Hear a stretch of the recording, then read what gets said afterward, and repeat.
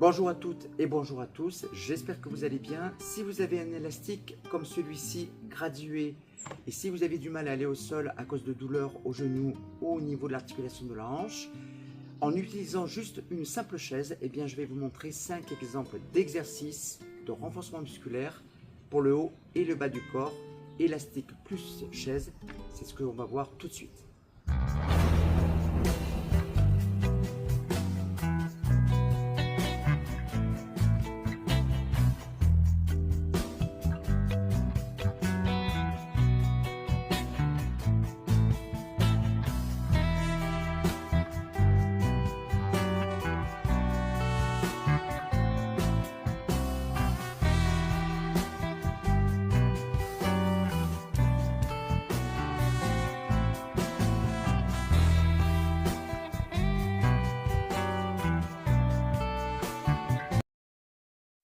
Sur la chaise, tu dois être assis bien confortablement, le dos bien droit, jambes largeur de hanche, jambes fléchies à 90 degrés et les pieds bien à plat au sol. Tu vas venir placer ton élastique dans un premier temps au niveau des cuisses, sous les cuisses, et ensuite on va venir faire passer une extrémité dans l'autre extrémité.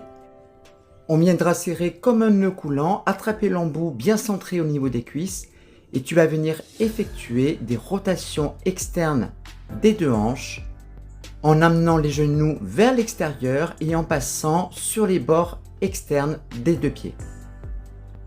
Dans cet exercice, tu vas non seulement travailler les muscles fessiers, plus spécifiquement d'ailleurs les petits et moyens fessiers, mais également les muscles fixateurs et stabilisateurs de hanches. Et puis, tu penseras bien à garder le dos bien tonique et un léger engagement de la sangle abdominale.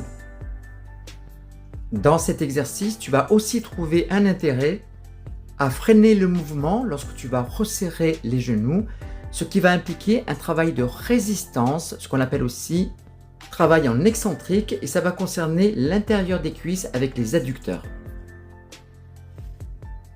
Pour le deuxième exercice, tu vas emmener l'élastique sous le pied droit. Tu vas ensuite tirer les coudes bien vers l'arrière en ouvrant les épaules et tu vas venir effectuer une flexion et extension de la jambe. Cet exercice unilatéral va venir renforcer le muscle de la cuisse, notamment le quadriceps, mais également le psoas. Dans la réalisation de l'exercice, tu vas maintenir toujours le dos droit avec une sangle abdominale d'engagé pour maintenir une bonne posture. Tu vas venir souffler sur l'extension de la jambe et cet exercice va être également très bénéfique pour la proprioception de la cheville, du genou ainsi que de la hanche.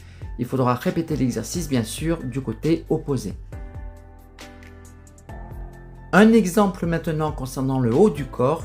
L'élastique posé sur les cuisses, une main sur chaque extrémité, tu vas venir basculer le buste sur le bassin et tu vas venir effectuer des mouvements de poussée vers le sol avec les deux bras, ce qu'on appelle un développé incliné vers l'avant.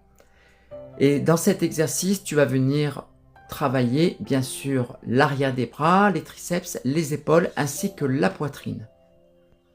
Tu expires lorsque les deux bras se tendent et le dos peut être relâché. Un exercice maintenant toujours pour le haut du corps avec les bras, notamment les biceps. Tu vas venir passer ton élastique derrière les cuisses.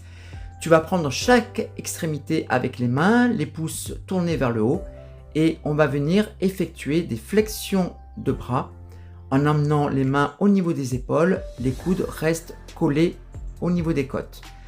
Le dos est bien droit et tu souffles lors de la flexion. Et bien sûr, toujours la sangle abdominale légèrement engagée.